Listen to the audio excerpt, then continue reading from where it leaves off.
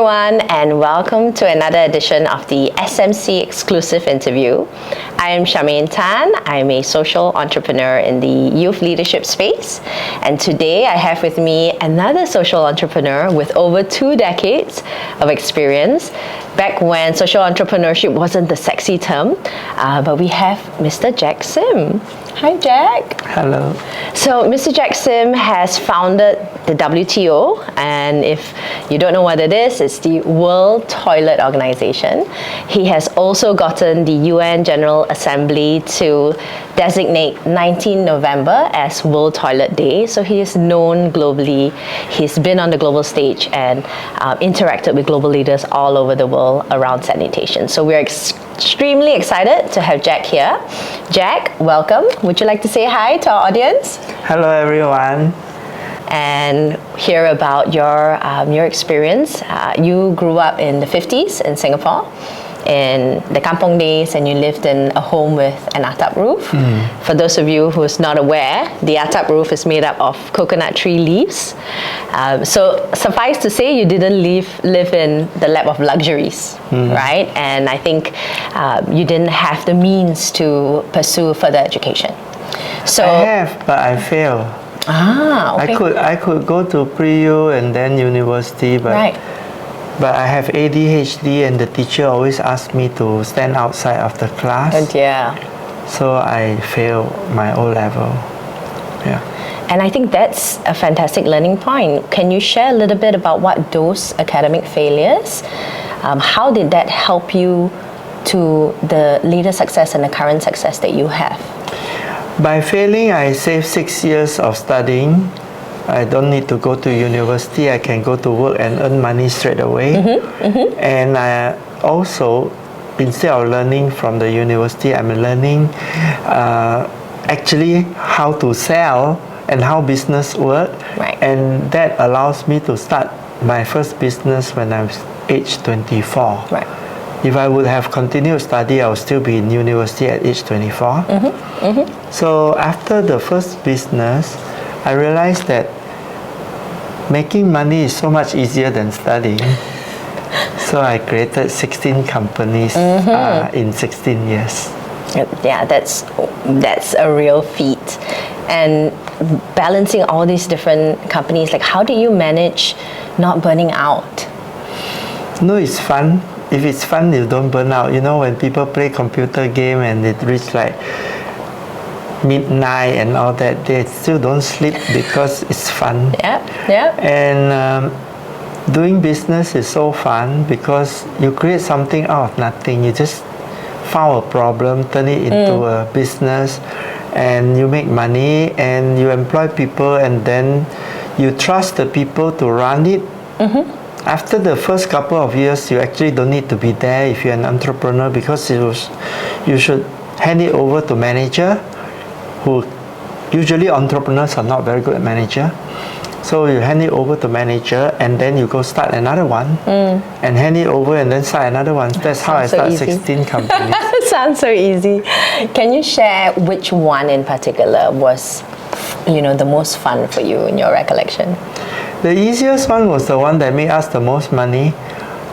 We have a bunch of friends, and we heard at a cricket club some Australian parent was grumbling that there's no Australian international school. So we thought, why don't we go and start an Australian school? We don't need to know, we just need to employ a consultant, and then the consultant bring us a principal from Australia who retired. And we gave this principal $1 million, and she makes every decision, and eventually we start from 32 students and end up with 3,500 students with a 1 kilometer brand new school at Lorong Chuan. And we sold the school for 105 million, plus over the 17 years we got like $34 million of dividend. So in total, our 1 million brought us 139 million. And after we sold, we still don't know anything about school. We just trust the teacher. I love how candid you are. So business is about finding a problem, assembling the money and the talent to solve it. Yep. And then you walk away. You are not good at it, don't do it. Trust people. Find the right people to do it. Nice. I want to talk a little bit about those businesses and during that time, the Asian financial crisis hit, right? And you mentioned, and I quote what you said your life was in crisis. It pretty much wiped out half of your wealth. Yeah. Right. We are seeing, year on year news about layoffs. Microsoft and LinkedIn just announced some layoffs as well this week. What were some of the pillars that helped you navigate that tough period? So the first thing is that I learned now retrospectively, so I can teach people how to cope. I learned that if you have a financial problem, then you have one problem, financial problem. Most people add another problem called anxiety or depression or fear or whatever. Then they create a second problem, which is an emotional problem, which is completely self-inflicted and unnecessary.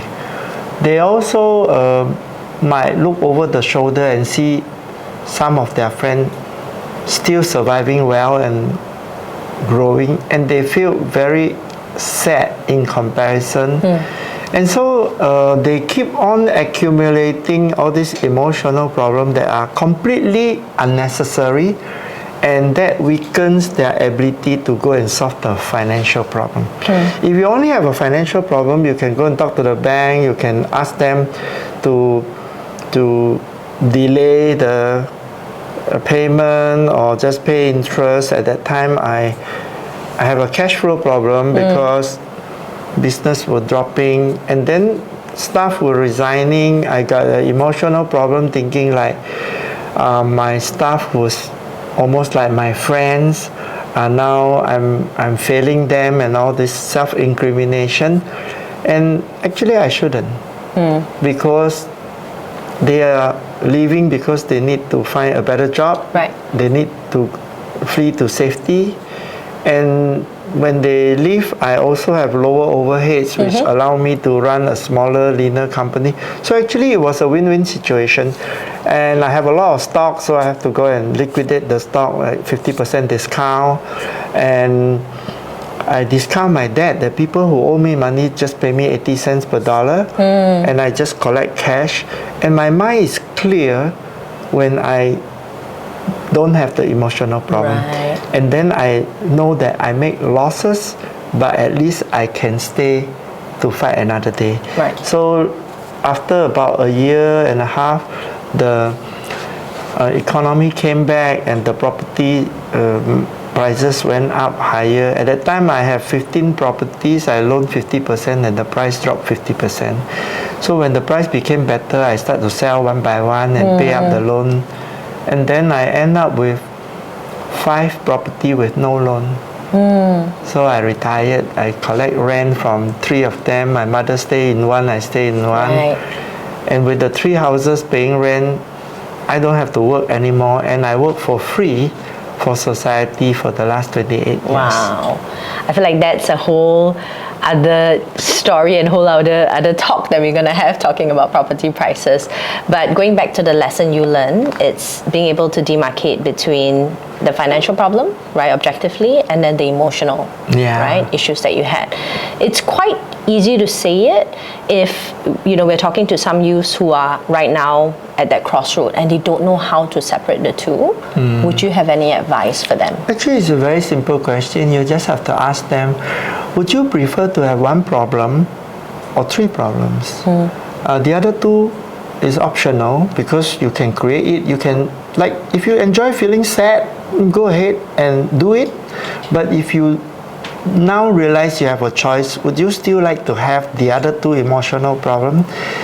And most of them, the answer would be quite obvious to say, obviously I should have only 1 problem, but it's natural to feel sad. Then I have to say to them, is it natural to feel sad? Or do you think it's better to feel sad? or that you actually don't feel sad. And they think, yeah, I can. Then go do it if you like. But you still have a choice to feel sad. Up to you. Right. Do you want to feel sad? No. Then don't do it. Finish. So focus on the other aspect. Yeah, because people get into other type of problems. Sometimes they get nervous, they become angry, they quarrel with their wife, they go drink, they get drunk, they fight with somebody, then they end up in the jail. That's stupid, so they spiral into that. So there's no need to do that. Yeah. All you have to do is to know you have a problem, and after you have no psychological problem, emotional problem, you still have a money problem, and then go solve the money problem. Yeah, I hear you. I've been in customer service for many years, and a lot of times you get clients who are upset and they're screaming at you and all of that. But to your point, if you're able to separate the issue that they're having from the personal attacks or the emotional response that you're getting, a lot of times if you just focus on solving the problem, you can change that experience also into can something explain amazing. that you think of the worst scenario. Let's say the worst scenario is, just for example, you are declared bankrupt. Yeah. So you say, okay, that's the worst scenario, so I'll accept that. I'll be declared bankrupt, and 5 years later I'll be not a bankrupt again. Is that all right? Well, it's not all right, but I guess I have to live with it. Okay, so now you accept it. Then think of the best scenario. The best scenario will be that suddenly market came back, everything is fine, and you make as much money as you make before, and then you grow to make even more. Right. Would you accept it? Of course I accept it. It's a good scenario. And then the third is, what will be the most likely scenario? It will be something between bankruptcy and making a lot of money, right? So what do you think it is? I think most likely I will break even. I will just lost some money. Anyway, I will be able to tolerate. Will you be hungry? No, I still have food. Will you have a place to sleep? Most likely. Will you have a spouse to hug? Oh yes. Is that enough? It's enough. Okay, have you solved your problem? Well, I have accepted the problem. I have not solved the problem, but now I feel better, right? Now I can move on. So it's very easy, you don't pay psychiatrists thousands of dollars, go to 12 session counseling and still haven't solved the problem. Just go and simplify your question and your problem will go away. Yeah, if there's anything so far I've learned from you, it's really simplifying it. And I love how you talked about figure out what's the worst case, what's the best case, and then what's the in the middle. Suddenly you see things clearer. The most likely case is the most likely case, right? And now you're no more afraid because you have accepted the worst. Yeah. You have, of course, accepted the best, and you have also become realistic. Yeah. So, and I think the biggest part of fear is when you're uncertain about it. So when now you have that clarity, and then you can focus on moving forward. Yeah, right. Love Fear that. of uncertainty is the worst fear because you die and you haven't gone to heaven or hell and you are in limbo. Yeah. That's no good.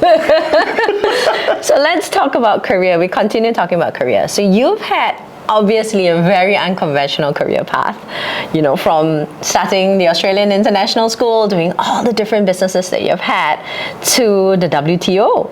And you've also spoken extensively about the anti-job society. How can youth today redefine success outside of this traditional career path? I think more and more youth should try to do business because it used to be like if you are having a job, you are safe. Yeah. Those days, a job is for life. Now it's not. Now companies come in, some years later they close down, they move out of Singapore, it's too expensive. New companies come in, the skill set might not be the same, not be useful for them. So working for somebody is not very safe. Running your own business is also not very safe, but at least you can control it. Control is in your hands, yeah? And if everything screw up, at least it is you who screwed up. But if everything succeeded, you can retire very, very fast. 10, 15 years, you can quit. And you can be a totally free person because the purpose of making money is to be free from money, not to continue to be stuck with money. That is why at 40, I learned the lesson that making more money is unnecessary, but using the time remaining of my life is necessary, and how better to use than service to society. And I felt giving love is very, very enjoyable itself, and it's itself a reward.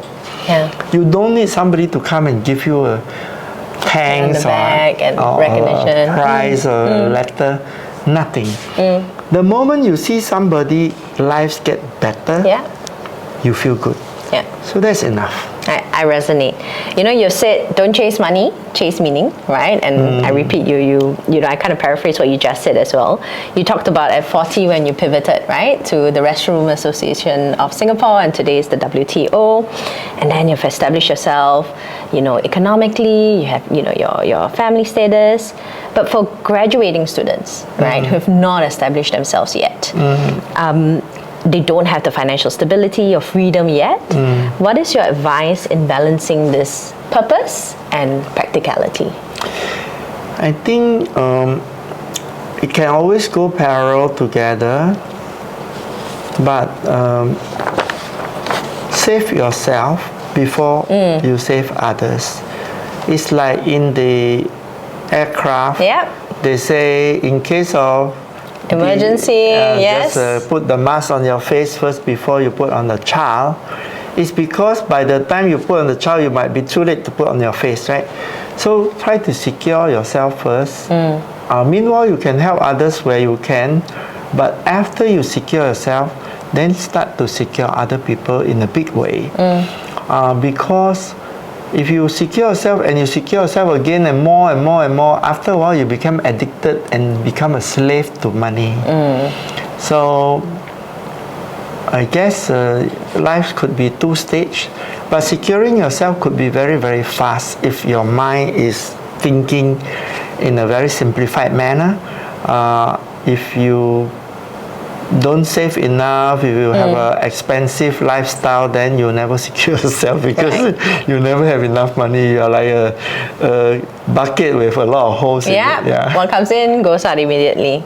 So simple tweaks, like especially in your early career, make sure you're saving, you're putting that little money away into investments, safe investments, then you start to build that security for yourself before you then embark on something. Multi-stream income. And while you're a student, you can also start a business. Just learn, and then, you know, business are not totally sure that you'll make money, but after a few tries, you should know how to do it. It's not very difficult. It's not very difficult. If somebody who's launched 16 businesses, multi-million-dollar businesses. Okay, so if a youth is looking at, starting something, right? What advice can you give them around spotting opportunity and identifying problems to solve? Find a problem. For example, the tuition school is $2.8 billion. Massive. It's useless because after you pressure cook your child until they have mental illness, they get their top grade and they still can't find a job. So parents didn't know that. They thought that by destroying their child's mental health, they're actually doing something very good for them. It's not. So that's a problem. So how do you solve this problem? I guess you have to try to demonstrate that the employers are not looking for the grades. They are looking for people who can make them money, people who can find opportunity, people who can convince other people. So you should learn these skills instead of those rote learning skills, because they're useless skill. And you can start another tuition social enterprise by teaching people soft skill, character building, gumption. And you can use my book to teach the gumption of Mr. Toilet. And then if parents understand that, then the child will grow up to have a career which is more valuable than being jobless, right? So that's like converting a problem, existing mode, change it based on future demand, sell the story and narrative, And you can make the money, but you're also helping the people get jobs. So that's one example. You've been able to move organizations, people in the UN, global leaders. You've been able to influence them on what you've done with the WTO, right? The World Toilet Organization, you know, your purpose around sanitation. How do you influence such important leadership and stakeholders? The way to influence people is to understand where are their aspirations and what are their pain points. And if you can help them accelerate their aspiration, then everybody is your friend. Put it in a blunt way, mutual exploitation is collaboration. And if you can create enough mutual exploitation and assemble an entire ecosystem of multiple mutual exploitation, then you will reach a stage where collective selfishness is selflessness. Wow. Okay. So the first person to exploit is the media.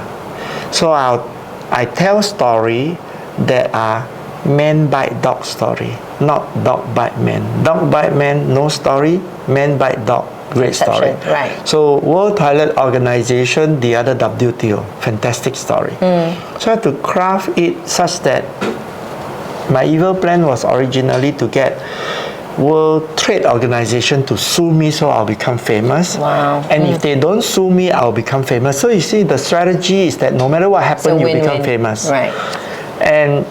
And they didn't sue me. And then the world media go crazy about this. And there was a World Toilet Summit as well on 19th of November. There's also, that day is called World Toilet Day. So I feed the press with a lot of media fodder. And if you look at musical symphony orchestra, the conductor doesn't play any instrument. He just waves around a stick. And because he is coordinating every musician, which are silos, he's making them play in harmony and play in one spirit. And that spirit is heightened because of his rehearsals, training of the musician. That the musician love him so much that they will play the symphony in the best sound that the audience can feel. And I think that this is the role of an orchestrator, not to do, but to make people do in harmony. Yeah, I love that. I love how you were able to illustrate building that ecosystem through connecting those relationships and influencing those relationships. And to your earlier examples of the tuition business, I think people can now hopefully start to join the dots and think about it in that way.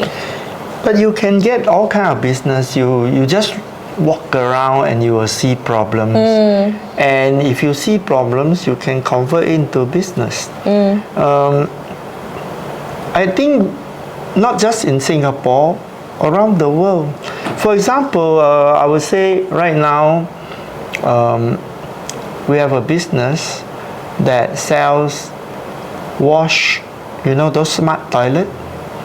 And Muslims are washers and Hindus are washers.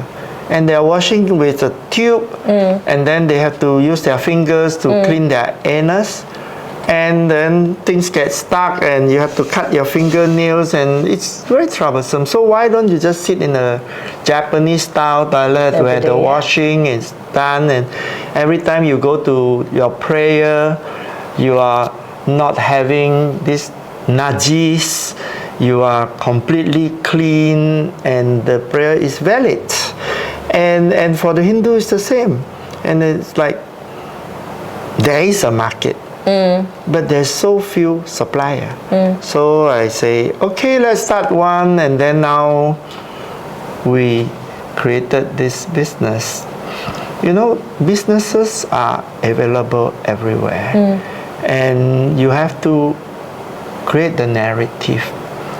So the narrative is, after your dinner, do you wash your plate or wipe your plate? We wash. Why did you wash? Because washing is cleaner. So why did you wipe your behind instead of washing? Oh, okay, I think I should wash. So talking about storytelling, talking about narrative, how did you make something so obviously, there's a stigma around it, somewhat unsexy term, right, of the World Toilet Organization to be something so influential, and so successful today? It's all storytelling. The power of storytelling is unimaginable. When you go to the shopping center, it's all storytelling. The story is, come to this shop, buy the Louis Vuitton handbag, give me all your money, and you will feel so rich. After you give me all your money, you will feel so rich. And you think, oh yeah, take all my money. I will take this Louis Vuitton handbag, and when I go out, I'll feel so rich. Actually, you should feel so poor. But the narration of the storytelling is so powerful that you get hypnotized by the story. So if you are able to tell story, everything happens. Did you have a moment where you felt, I'm sure there were people who laughed at the idea, right, of Mr. Toilet or the World Toilet Organization. How did you overcome that? If you want to do something, you focus on the end result, and yourself is not important anymore. And if you are the vehicle and the tool for the end result, you just focus on the end result. And if people are laughing at me, they are listening, that's very good. The more people laugh at me, the more they are listening. And I can convert them because I make them laugh first, then I make them realize it's important, then I make them take action. Therefore, I am not important. If I am always important, I'll be so sensitive, I'll be so upset. And what for? These are all distraction. All these emotions are distraction. So you have to understand, emotions are not good or bad, they are useful. Use your emotion. Or use your emotion to become is also an emotion. And whatever emotion is needed at that time, use it for the purpose of the Your results. goal. Right, okay. Yeah, so and that ties into what you were talking about earlier on as well, right? Focus on the issue at hand, separate the emotions, right? And always keep focus on the goal. Okay, so let's go into, global impact and things that the youth of today can do. What role do you see youth playing in the global stage when it comes to things like sanitation, climate, inequality, and where and how can they start? I think inequality, sanitation, poverty, social injustice, discrimination, I think all those things are very workable. If you want to solve it, try not to solve it by small scale, 500 people, 1,000 people. Sometimes people only help 30 people. Don't waste your time on small scale. Think of system change that can bring big scale. And I think if we were to sitting here drinking coffee, we can say, why don't we start a coffee brand, not a cafe, but a coffee branding that donate 5 cents per cup of coffee to the coffee farmer who are paid very little. Starbucks is the one who make all the money. The farmers make so little. So if you ask Starbucks to pay more money for the coffee bean in Cote d'Ivoire or in Ghana or in East Timor or in Indonesia, Java or Colombia, they're not willing to pay. They just are capitalists. They want to suck every dollar. So instead of persuading them, you can go to the shop and say, every cup of coffee, if you drink here, 5 cents go directly to the farmers. And with this few dollars, the farmer can send their children to school, can put solar energy in their house, could build a toilet, and they thank you through the QR code and they can watch the video from it. So I think that itself is youth project which you can sit here and do it, and if you want to do it, you can call me, I can do it with you. I can mentor you until this whole thing happen. I can even partner you. Talk a little bit about it. I wanted to dive a little bit more into that.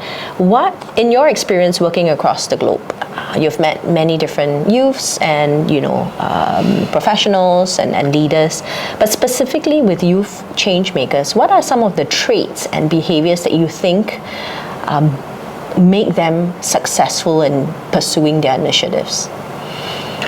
So there's only one type of people to invest in, is the type that don't give up. And youth give up very, very easily. And I think, especially in Singapore, at the first, second time they face hardship, difficulty, they'll give up. And I think you waste all your time mentoring them, investing in them, time or money or whatever. So we need to only find people who don't give up. Two things. One is demonstration of grit, right? Is what I'm hearing, the resilience and the grit to really follow through. Gumption. Whether there's gumption, whether there's obstacles. Curiosity, courage, compassion, commitment, collaboration, calmness. Those are the C's that That's people should called follow. gumption. Okay. That's why I wrote the book, The Gumption of Mr. Toilet. Yeah. So to make it, I guess, practical for the youth listening and watching us, how can they demonstrate this gumption today, right? With what they do. They're in school or they're starting to transition into their early careers. What can they do in their communities, whether it be in the school community or their neighborhood communities, that can demonstrate this gumption? To go and do something, because by theorizing, nothing happens. So once you start to believe that you can do something, go and do something. Once you start doing, the problem that you face will teach you how to do bigger and bigger. So when I first started the World Toilet Organization, I never knew it would be so big, but I imagined it to be so big. I imagined that one day it will be a UN day, and it became a UN day. I imagined one day it will be every country, and that's why I call it World, right? World Toilet Organization. And when I created World Toilet Summit, I call it a summit because it has to be attended by top, most powerful people, and eventually it get attended by president and prime minister and prince and kings and everybody. So you imagine and you manifest the future. It's very simple for you, like, oh, I want to marry that girl. So you manifest, I want to marry that girl. And eventually, because you manifest, you will start taking action to date her, to tell jokes and to whatever, and just please until she fall in love with you and you marry the girl, because you manifest. So whatever you want to do, you keep on saying, this is going to happen, this is going to happen, then it will happen. But if you start to think, I want it, but then it's so difficult. Is it easy? Is it this? And then start to create self-doubt, and then you start to say, no, I think I am not the right person. I think she's going to have much better choices than me. Then too bad lah, you think like that, what to do? Love that. And I hear you. Manifestation, 100% believe in it. But I also believe that you have to take the action, right? If not, it's not going to happen. Otherwise, it's keep on like daydreaming. Okay, so I'm going to slowly start to wrap up. And I want to ask you one other question. If every youth here today, after the hike, they took one small step, what would you like it to be? Is to ask themselves on the last day of their life, what would they like to say to themselves? Would they like to say, I have a lot of money? Because on the last day, do you like to check your bank balance? Or would you like to say, I have never offended somebody in my life. Is that a good thing or a bad thing? If you don't offend a government official, maybe that's a bad thing. If you discover the answer to that question, it will be a very, very personal answer. Maybe you ask the other way is that if nobody stops you, what would you actually enjoy to do for your whole life? And then they were like, shouldn't I be eating, have food, pay the BTO? Yeah. But even that, what would be the most enjoyable way to pay for the food and the BTO? And do it joyfully so that you will do it well. Whatever you are doing joyfully, you become very, very good at it. And you still get paid for it. And because when you do it joyfully, you have a lot of energy, creativity, entrepreneurship. And you become the god of that subject eventually, you know. So I think go and be the god of whatever subject you love, and you will do very well. Okay. So I think with that, I would like to maybe summarize a little bit of my takeaways from our chat, which I thought was really valuable. And I'm sure, you know, our listeners and our viewers will have a lot of their own takeaways. For me, the idea of simplicity and how you've used that throughout your entire career is it's admirable. And keeping it simple, right? What is the problem? And take away the emotions, right? And stay focused on trying to achieve that. And secondly, in trying to scale and build, you know, an idea or a business, think about the ecosystem and how do you understand the important stakeholders and what is it that they want, right, to achieve, and make sure that what you're trying to do is able to connect to their goals. And when you start to influence that entire ecosystem, you can really scale and scale large. So, and of course, at the end, you know, what is it that you're passionate about, right? What is it that you think is your one true purpose? So I do want to thank you for all those insights, the valuable lessons that I think all of us has taken away, and I wish you every success. And I would say that you are the best student I have ever had, remembering everything so clearly. Yeah, you have a good future to be a TV host. Thank you. Thanks, Jack. Thank you.